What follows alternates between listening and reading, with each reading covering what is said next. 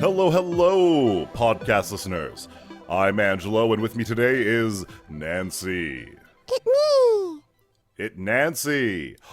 And how are you, my podcast listeners? This is wonderful to have you here on the blessed day of April 2nd, 2025.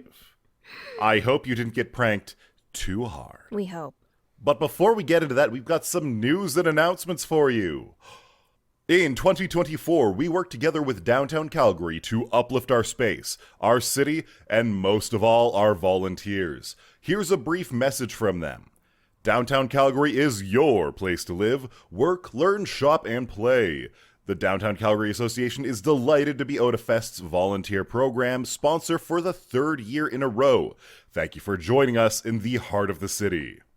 And special thanks to Cross Infinite World, our manga library sponsor. Come check out the awesome titles that they donated inside our manga library, including Volume 1 of light novels like Reincarnated as the Last of My Kind, I'd Rather Have a Cat Than a Harem, reincarnated into the world of an otome game as a cat-loving villainess. Even Dogs Go to Other Worlds, Life in Another World with My Beloved Hound, and so much more. Cross Infinite World is a US-based publisher that specializes in bringing unique light novels to English-language audiences. With an ever-growing need for more shoujo and josei titles in English, Cross Infinite World has also taken the unique approach of working directly with authors, mangaka, and artists in Japan to bring their works to an English market. More information on their exciting light novels and manga can be found at www.crossinfworld.com. Dumpling Hero is joining us at Otafest 2025. Dumpling Hero was awarded Best Rookie 2019 at the Calgary Stampede, serving a variety of handmade fusion-style dumplings in bao that are always made fresh to order. All original signature dishes are made with passion for using top-quality ingredients and craftsmanship. They are continuously inspired to create new flavors, giving a modern twist to Asian cuisine. Find their food truck outdoors this year at Otafest 2025. And we welcome back Girl DM. We had so much fun with the infamous green-haired catgirl villainess that we're inviting her back. And she'll even be doing an in-person meet and greet on Otafest Sunday. So go get your tickets today at otafest.com/tickets. That's otafe.st/tickets. Yippee! So many things to announce. I love this season. It's so How many good. weeks warning do we owe our cosplayers? Oh my god, not enough. I Well- think they have, what is it, 6 weeks, if that? I think 6 weeks is cutting it kind of close, but we all know that our cosplayers are staying up all night on like Thursday right before con. Oh yeah, absolutely. If for no other reason than because they prepared and were ready for months ahead of time, and they're just wearing their cosplay being like, ooh, I'm getting into character now. I'm wearing this to bed, and I'm going to be up in 30 minutes, and I'm going to take the train down to Otafest. I'm laughing not because that's unrealistic, but because I know people who have legitimately done that. Oh my god, no, seeing cosplayers on the C train is the best. Well, okay, some of those pieces, like, they're trying to prioritize a tiny bit of rest and like peak readiness. So they've sewn themselves into like key pieces, and then they go nap. And then when they wake up and they're eating breakfast or whatever they're grabbing on the way out the door, they're also slapping on like the last pieces and making sure everything's okay. And then they're just stepping foot like directly onto a bus or a train. Oh yeah, 100%. It's amazing. Sometimes it's really funny to see, but I always appreciate it. I Totally. always appreciate it. Totally. It's so amazing. And you look at it and you're just like, I used to, when we were at university and I would be on campus on a weekend working on something stupid because May and I was taking like summer classes or something. Seeing random cosplayers around was always fun, but seeing random cosplayers downtown is just like a whole extra level. It's like the whole thing grew up with us. Exactly. We don't have to be stuck at the university anymore. We can just be on Stephen Ave, and it's like, is that Sora Kingdom Hearts? This is wonderful. I love that. It's so great. And it takes people by surprise every year because every year there's someone downtown who didn't know this was a thing. Oh, and they yeah. will approach a cosplayer and be like, "Excuse me, why is everyone dressed up?" Because we're nerds and we're partying. Yeah, and then the last couple of years, those poor people who've just discovered Otafest is a thing are also told and probably finding out right that moment that there are no more tickets to be had Oh, to yes. go and attend. We should probably push that a little bit harder. Get your tickets because for the last few years, they have sold out before the day of. Just get your tickets. If you want to go to Otafest, click on Otafest /tickets right now. Like, just do it. Do it. Don't put it off. This is actually one case where procrastinating too long will bite you in more than one ways. If you just got your tax return, spend it on Otafest tickets. Responsible tax return spending. I love it. Yeah. Oh, don't remind me. Tax season has been a time. It's been wild. My taxes are always pretty simple. My finances aren't complicated. The only hard part is that I always have Twitch income. And because I don't pay taxes on that throughout the year, that always means that I have to save about a couple hundred every year for Mr. Carney. He wants his money. I'd say the CRA wants their money. Exactly. Not Carney specifically. Exactly. But mine has gotten significantly more complicated this year simply because I've been doing a lot more work that involves being paid in USD. And Ooh, that fun. just annoys me because now I'm like, okay, well, I have USD and I can tell you how much USD I have, but I need to file in Canadian dollars. So I need to do a rough conversion and hope that approximation is good enough because I wasn't keeping track of the exchange rate throughout the year. When it comes to my Twitch income, I actively do because I withdraw it throughout the year. I record down what the exchange rate was and what actual Canadian dollar amount I got at that point in time. Partly because I want to know in Canadian dollars what I received, and also because PayPal, the PayPal fees that are taken can be written off. Oh, Yes. oh, I didn't know that. I wish I'd done more streaming this year so I could apply that knowledge. Yeah. So when I was streaming more actively and getting regular Twitch payouts, they were going directly into a Canadian dollar account. Okay. So I can just look back in my deposit history for the actual amounts, despite the fact that the actual forms you get off the Twitch portal are in USD. Oh, interesting. Yeah, that's fine. That part's fine. It's more I did a gig and they paid me in USD, and that just accumulates in a USD account because it doesn't, they can't send you USD to a Canadian dollar account. Yeah, they can't. It's not that easy. So I have a USD account that just sort of stores all the money I made in the last year. I will dip into it and convert out of it if I need to, fund the business, which you do have to do. Yep. But for the most part, it has been a very good, I don't know. It's like it's like a nice little nest egg in a way, but it's more just looking at it if I were to phrase it, like a little tiny accomplishment that's growing. We love growing accomplishments. Those are always nice.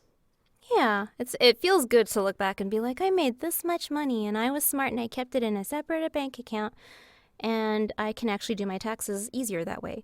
But I do pretty good paper keeping anyway. It's not too bad.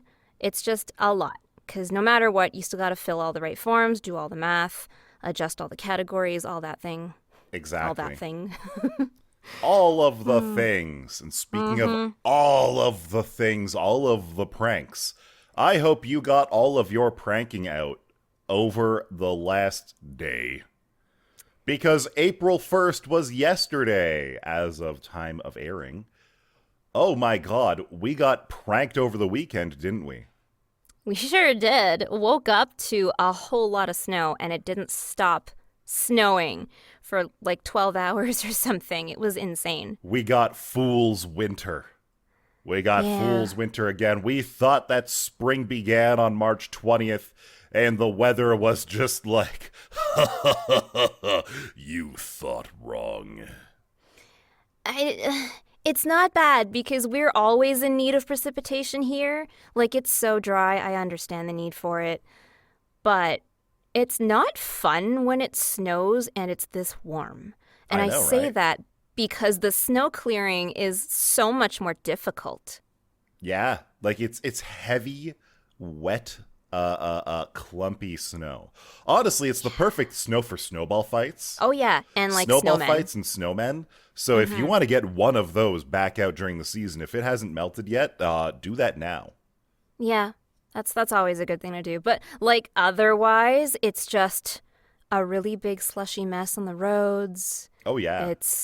It's pretty terrible. Like, it got to a point on the weekend when it was still kind of snowing that you're kind of deliberately spacing yourself out between the car in front of you and the car next to you because there's so much spray in the air of muck that it actually causes you significant visibility decrease because of all the stuff splashing on your windshield. Okay, you might say that, but the more snow and dirt and ice and garbage that is splashed onto my car, the better shape it looks like it's actually in.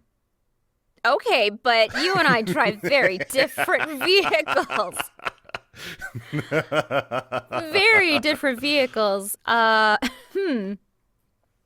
just washed mine not that long ago for Lunar New Year. Remember, that was the thing? Oh, right, you were Lunar telling New us. Year, you're supposed to wash your car and wash all of the muck from the year before so that you get to start your year fresh and clean. And you do it to your house, too. But, man, like, if I'm going to wash my car in the middle of the winter, I kind of want it to stay, at most, kind of dusty and a little bit spray-y, but not, like, covered in salt, which is what it is now. Yeah. Ooh, you gotta get it washed again. Gotta make sure it doesn't rust out like mine. Oh, crap. I gotta go and open the garage. I think there's probably a huge puddle of slush in there right now. Ooh, fun. I'll do that later, after Yeah, podcast. exactly. Now. I did a little bit reading because I thought it'd be fun to talk about really old April Fool's pranks. Oh my gosh, And yes. I got a small little dose of real life lore. Do you remember back to really old French classes where, for whatever reason, you would be called a poisson d'avril if you fell for a April Fool's? A fish of April. Yeah, a poisson d'avril. I haven't heard that phrase in so long. Same. I have not heard that phrase in probably at least a decade, if not longer. But the origins of April Fool's Day come from when France switched over to the Gregorian calendar in the late 1500s.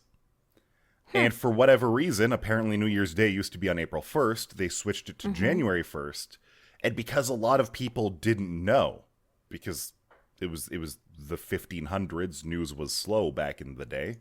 It was at the speed of horse at the fastest, you know what I'm saying? Mm-hmm. A lot of people would be celebrating New Year's Day on April 1st, and anybody caught doing that would have a fish glued on their back, like a picture of a fish, because fish are easy to catch. Wow. They're gullible. That's what it was. Wow. That's why they were called a poisson d'avril. Okay. In English, what creature do we associate gullible with? Do we associate gullible with any kind of... I feel like a duck. I don't know why. It just feels right. Now I'm curious. Is there a creature that is associated with gullibility? Let's see. A fish, because fish beget caught. Fish are caught easily. Wow. Wow. I love the French when they get poetic like that. Yeah. That's Yeah. amazing. Un poisson d'avril. Okay. Now, that was probably one of the first April Fools. Apparently, back in the late 90s, Burger King tried to make a really funny April Fool's prank by No. heavily advertising a left-handed Whopper. Oh my God. Yeah. A left-handed Whopper. Yeah. Available for one day only on April 1st. The joke was on them because people believed the ads and came asking for the left-handed Whopper. Yeah, they would. I mean, I feel like that's just a marketing opportunity. If you advertise that and then don't actually have like a special wrapper for the exact same Whopper, it's heckin' round. It is all Whoppers are left-handed. I know. Yeah. Yeah, they must have had like I don't know, a different wrapper or something for the quote unquote left-handed ones to just say gotcha. I mean, that would have been the smart way to do it. Apparently they But they had didn't? nothing at all.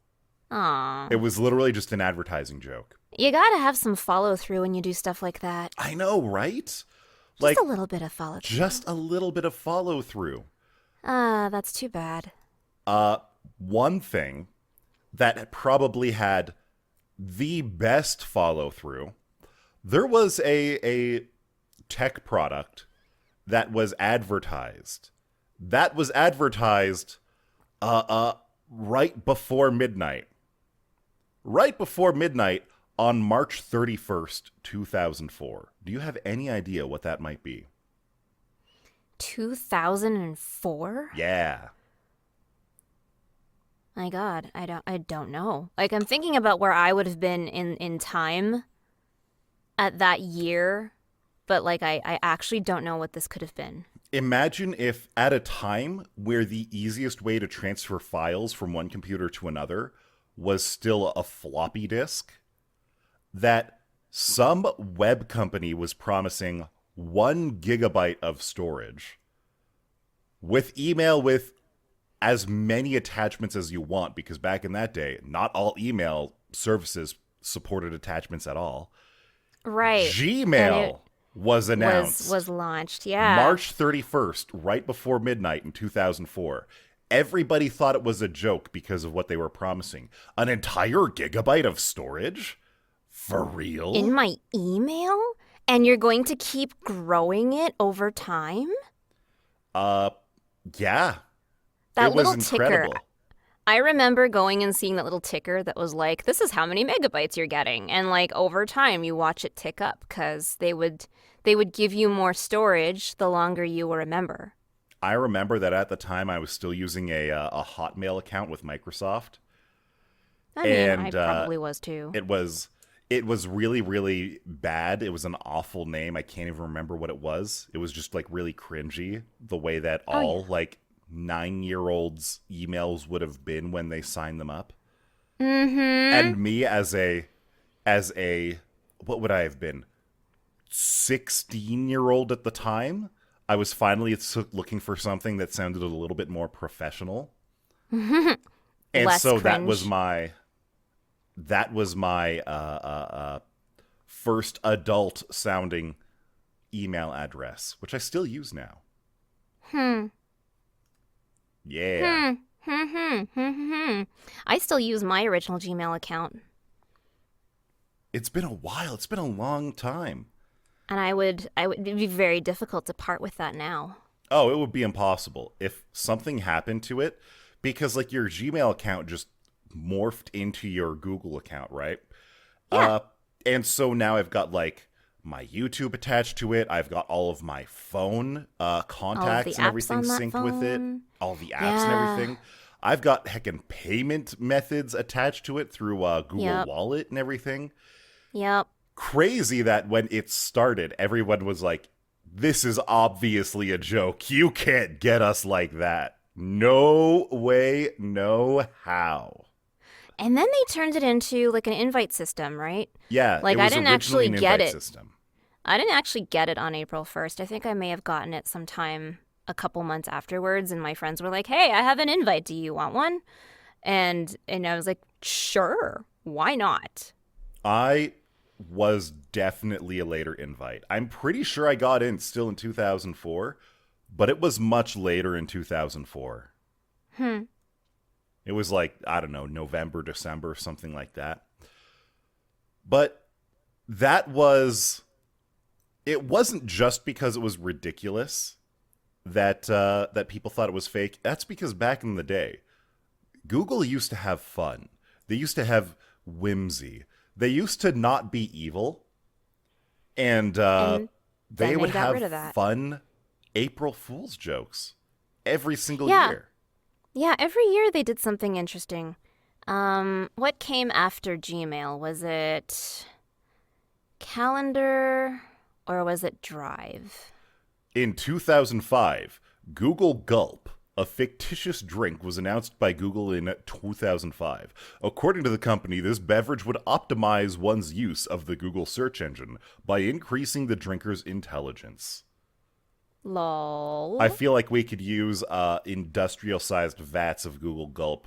We need to Right now. We really need to increase the intelligence on a broad scale of everybody. I love increasing my intelligence. Yeah. Apparently it came in the flavors glutamate grape, sugar-free radical, beta carotene, and serotonic water. I'd go for something that was a pun on serotonin. I'd do it. Yeah. We could all use Even a though I little don't bit of like that. tonic water. Well, with a little bit of lemon squeezed in, it would probably be fantastic. Yeah, I can't have tonic water all by itself. Oh, by If itself, it you're- is the worst. If you're adding it as a mix to other stuff, totally fine. If you're adding citrus to it, if you're adding like a syrup or whatever, fine. Much, much, much better. But straight tonic water is just, ugh. Oh, it's disgusting on its own. And the worst is Probably like because- if you mistake club soda for tonic water. I don't understand what the difference is. Like, to my understanding, they're both just carbonated water. I thought tonic water had more stuff in it. It must, because tonic water on its own is bitter and gross. Like, carbonated water isn't great. Like, it just tastes really bitter because the carbonation. Yeah. But I'm pretty sure tonic water has other stuff in it. That's why it's tonic water and not just bubbly water. Exactly. I don't know. Someone fact check me. If Jay were here, he'd do it. Jay would be like, well, actually, Nancy, you see, Actually. the nugget water, as it was originally called. Yeah. I don't know. I don't know. I don't know. I'm Jay still is joking Jay is about a his holder nugget of lots ice of machine. approximate knowledge, and I don't know where he gets it from. I know he just like spends way too much time on Wikipedia and has a capacity to hold it. I just don't know how he does it. He remembers so much random stuff.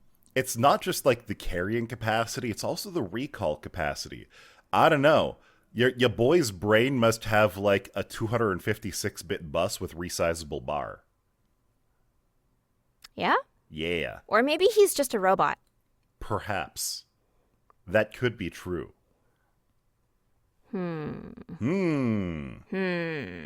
Now in a completely different direction and something that is not at all a prank, joke, or fake. Have you heard about Japan's newest trading card game? Indeed. I hear it is an Oji-san trading card game that is Pokemon compatible. Yeah, the Oji-san trading cards. Apparently, in the town of Kawada in Fukuoka Prefecture, they have taken pictures and drawn art of a lot of the Oji-san, the old men, the middle-aged men, the grandpas of the community, and turned them into Pokemon cards for kids to trade and play with. Yeah. It's incredibly wholesome because one of the things that they've said about the result of this game is that A, the kids actually super love it. B, there are local celebrities kind of now, like Random Oji-san will be approached by young children and asked to autograph their card. Hell yeah. That's awesome. I love that. It's so wholesome. And then also the community center says that they've seen a huge increase in like children volunteering. Recordedly, the volunteering numbers are double what they used to be. Right? That's massive. Mm-hmm. And you know what that means, right? It means that these people are creating a strong sense of community, which will grant them better empathy, more opportunities in life just by the nature of networking. And quite frankly, they'll be able to use the old men of their community to beat each other into submission through the medium of children's cardboard. Okay, none of that was untrue. I'm also just actually imagining an Oji-san versus Oji-san battle. But you also just said something that tickled a funny bone. I'm imagining like a 78-year-old retired fire chief who is now beating out like somebody's legendary Pokemon card. Oh my god. No, I just have... Imagine, you know how, like, when we're watching the anime back in the day, we're watching Pokemon, we're watching Yu-Gi-Oh! Specifically, and the monsters come out of the card and they're, like, duking it out? Imagine if the kids are fighting with one Oji-san deck against another, and the Oji-san are just there, and they're, like, grappling each other. Oh my gosh, you just reminded me. Total side tangent, I'll make it quick. You just reminded me of the last time I was at a local Italian restaurant, one that a lot of older Italian retirees go to for lunch. They have a bocce hall. There are 4 lanes for bocce. And if you go at lunch on any given day, you will be graced with the wonderful view of watching these older gentlemen, these very lovely, grandfatherly-looking people, start a game of bocce. And the second, I think, three throws have been done, you're going to start getting very animated Italian gesturing, very animated speaking, yelling. All of a sudden, these grandpas turn into very animated characters. Oh my god. And it is such a fun thing to speculate. It is so fun. I love just sitting there having lunch and just watching. That's wonderful. That sounds like a good time. It is a great time. I will take you. We will do it. Which place is this? La Cantina. La Cantina. Oh my. So apparently that's where you go if you want to watch old Italian men get crazy at lunch. It's so cool.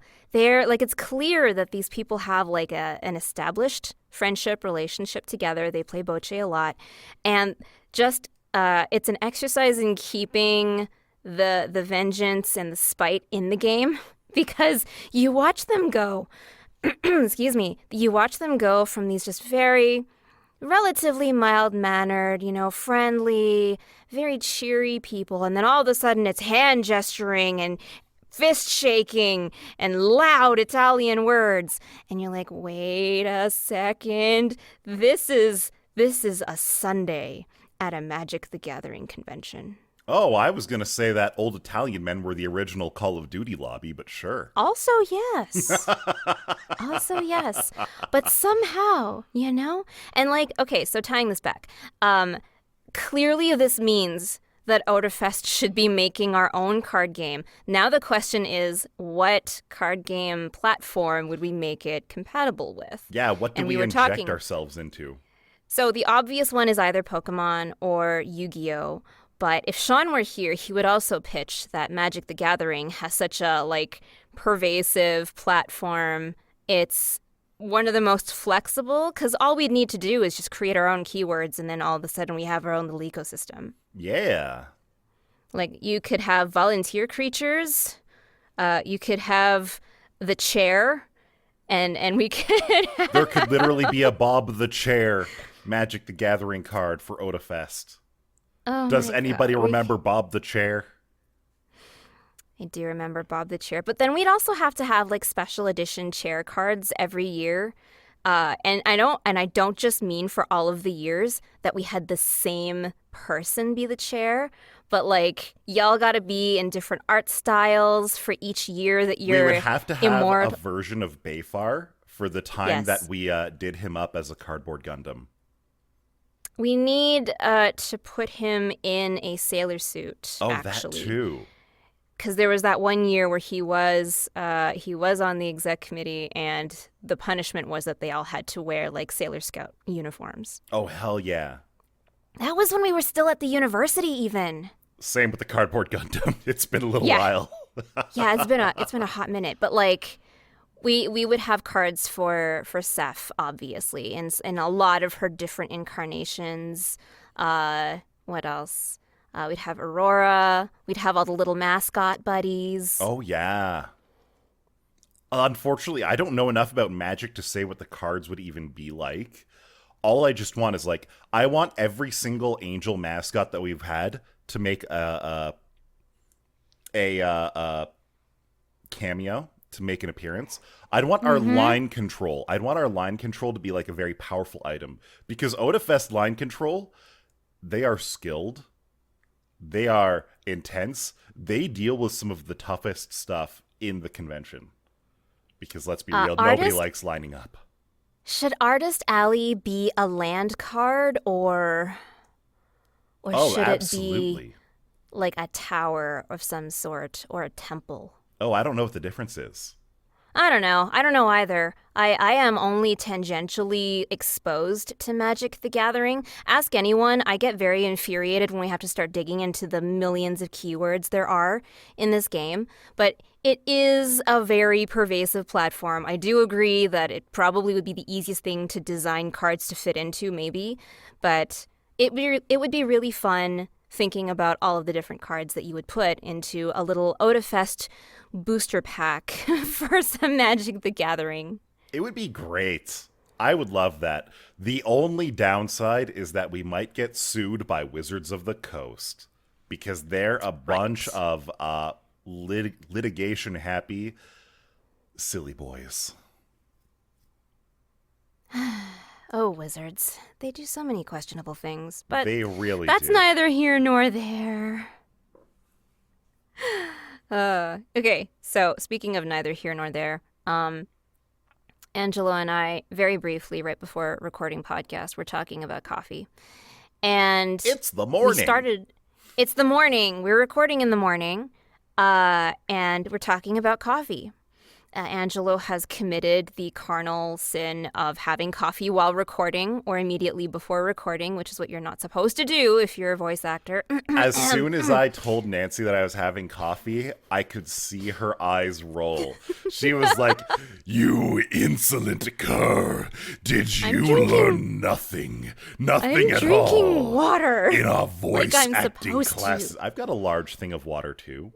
Yeah, but you're not supposed to have coffee within 20 hours of recording. Anyway, that's 20 neither here nor hours of there. recording. I'm quitting becoming a voice actor. No. I don't think I've ever gone 20 hours without coffee in the last decade. That is impressive. How do you sleep? Caffeinated and not very well. Okay, fair. No, legitimately, like, I usually have my last cup of coffee around 5:30 in the afternoon. And I'll usually have my Okay. first cup of coffee around 8 a.m. or so. And so, legitimately, I don't think I've gone 20 hours without a coffee in the last decade. Amazing. I wish you a lot of cardio health. I mean, there's a lot of myth busting around caffeine, so I mean, as long as you're not over caffeinating, I think you're fine. Oh, yeah. Probably. No. Sometimes I am over caffeinating, and that is not fun. I very much, these days, I make a good effort to have, like, maximum 4 cups of coffee in a day, usually 3 or less. Mm-hmm. Usually 2 or 3. Mm-hmm. But almost always within Well, 20 as a pro hours of tip, each other. As a pro tip to any future aspiring voice actors, try to stay away from coffee within the last 20 hours of you having a recording session. Yeah, that's how you If get possible. the sleepy voice. Yeah, that's how you get really, really loud mouth noises Ooh, and other true. things. Oh, yeah. Fair. Fair. Anyway, so we were on the topic of coffee, which is something the both of us like. And I realized that the coffee shop that I recommended this morning when we were talking about new beans that we'd encountered recently, that store, that chain, I guess they're a much larger collection of stores now, not like a huge collection of stores, not like Phil and Sebastian. But Rosso has a fair number of cafes Rosso in town. is growing, and I love that for them. Yeah, me too. I've always liked their coffee. I used to go to their original location. That was when I first encountered them. But I tie them very strongly to the beginning of my work life. Oh. They were the coffee shop that my manager took me to when we wanted to step out of the office for like a coffee time or have a one-on-one outside of the office, and we would walk down to the coffee shop and go get fresh coffee. And because that location was their original location, you can also smell the beans roasting if you're just like outside the building. Nice. But I realized that this one brand, in a certain point in time of its incarnation and its first store, was very much a cornerstone of that part of my life. And I was really curious, Angelo, if you have cornerstone locations like that, or shops or brands that really link you back to like early adolescent or like early adulthood, when you were just getting out and just finding adulthood. I do have one, but not for adulthood, for very early childhood. So, back when I was just a lad living in Windsor, Ontario. How wee of a lad are we talking? Oh, we're talking a wee lad, like less than 8 years old. Oh, okay, very wee. Very wee. There was an ice cream shop that was around the corner called Dairy Delight. And quite frankly, I am very hyper-localizing where I grew up now. Because anybody who Googles that will be like, yes, there is literally one Dairy Delight. One. And it is this specific neighborhood. So you can now find out the exact neighborhood that I grew up. Have fun with that. But it was, if you compare it to any ice cream place these days, you would say that there's absolutely nothing special about it. It was soft serve ice cream, and they would do like vanilla, chocolate, or a swirl of the two. They would dip it in hot fudge, and if you wanted, you could get nuts on it.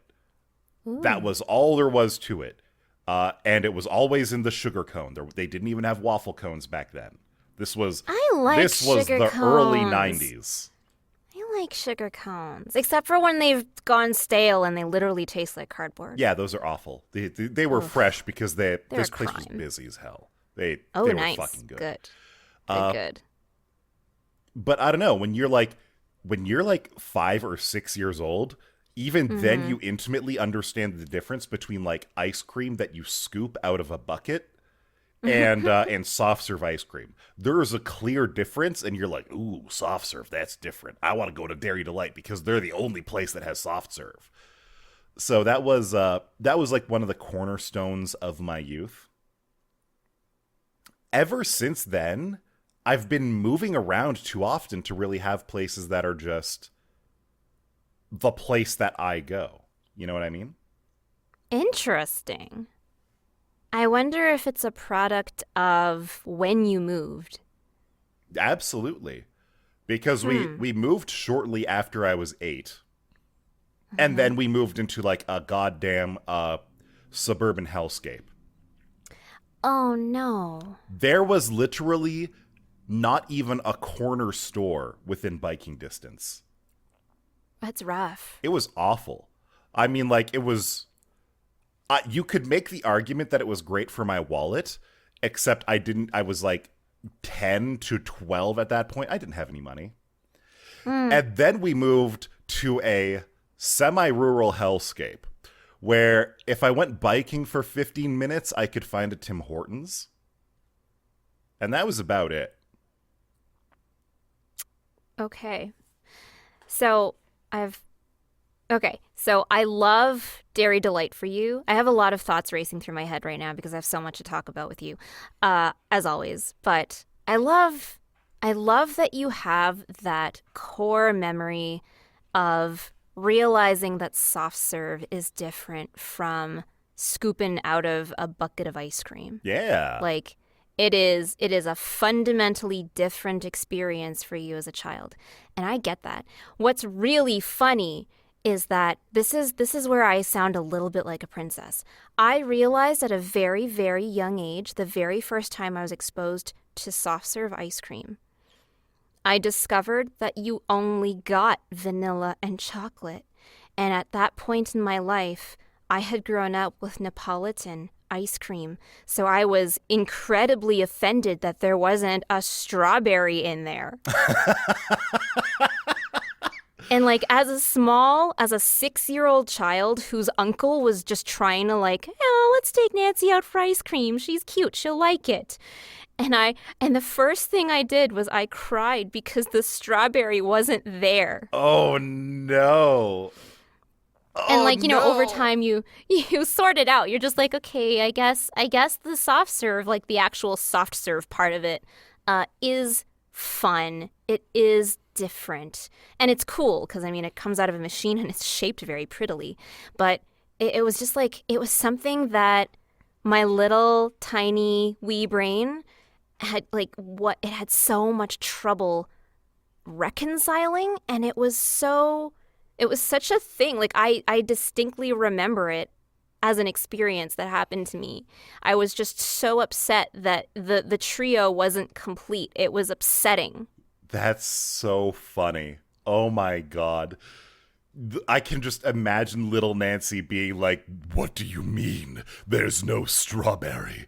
This is the greatest insult that I have experienced in my life.